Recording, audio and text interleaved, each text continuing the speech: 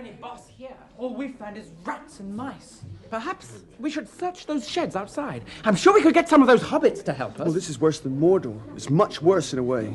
Well, it comes home to you because it is home, and you remember it before it was all ruined. Yes, this is Mordor. Oh, no. Not Mordor. Saruman! Shocking. So you have heard my other name, have you? All my people used to call me that in Isengard, I believe. A sign of affection, possibly. I have looked forward to meeting you, Mr. Baggins, but evidently you did not expect to see me here. No, I did not. But I might have guessed you were yet capable of a little mischief in a mean way. Quite capable, and more than a little. I've done much that you will find it hard to mend or undo in your lives, and it will be pleasant to think of that. Well, if that's what you find pleasure in, I pity you. But it will be a pleasure of memory only, I fear. Go at once and never return. I will if you will ask those little rats crowding the doorway to this hole to let me pass. Well, you ask them, Saruman. Kill him! Kill him! Do not think that when I lost all my goods, I lost all my power. Whoever strikes me shall be accursed. And if my blood stains the Shire, it shall wither and never again be healed. Do not believe him, hobbits. He has lost all power save his voice.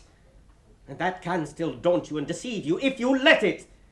But I will not have him slain. It is useless to meet revenge with revenge. It will heal nothing. Go, Saruman, by the speediest way possible.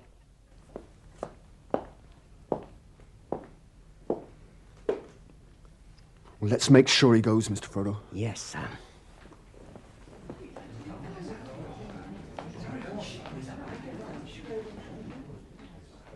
Worm! Worm! Coming, master. To the road again, Worm! These fine fellows and lordlings are turning us adrift again. Come along! Here's one last little remembrance for you, Mr.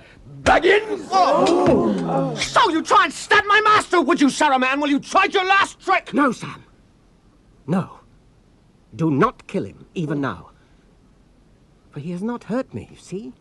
His blade failed against my dwarf mail. And in any case, I do not wish him to be slain in this evil mood. He was great once, of a noble kind that we should not dare to raise our hands against. You are wise and cruel, halfling. You have robbed my revenge of sweetness, and now I must go hence in bitterness, in debt to your mercy. I hate it and you. But do not expect me to wish you health and long life. You will have neither. That is not my doing, I merely foretell. Come, Worm, come!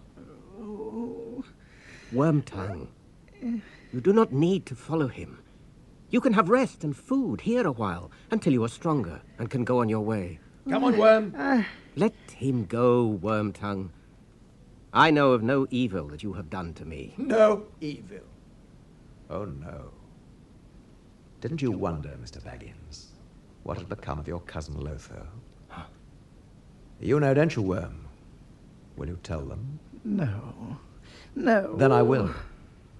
Worm killed Lothar, poor little fellow. Nice little Lothar. Didn't you, Worm? Stabbed him in his sleep, I believe. Buried him, I hope. The Worm has been very hungry lately.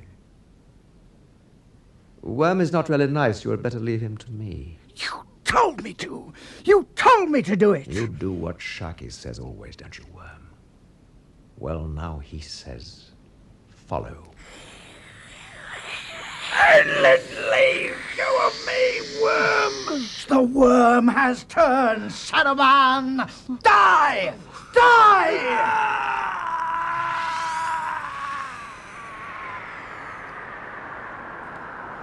Look at Saruman's body. There's a grey mist gathering about it. Something ghastly is happening to him. Look at his face. It's shriveled to rags of skin upon a hideous skull. No more beatings now, Saruman. Poor old Grima's free of him at last. Don't let him get away. No more killing! Ah!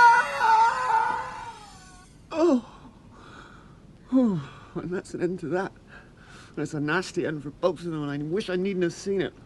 But it's good riddance. And the very last end of the war, I hope. Yes, I hope so too. The very last stroke.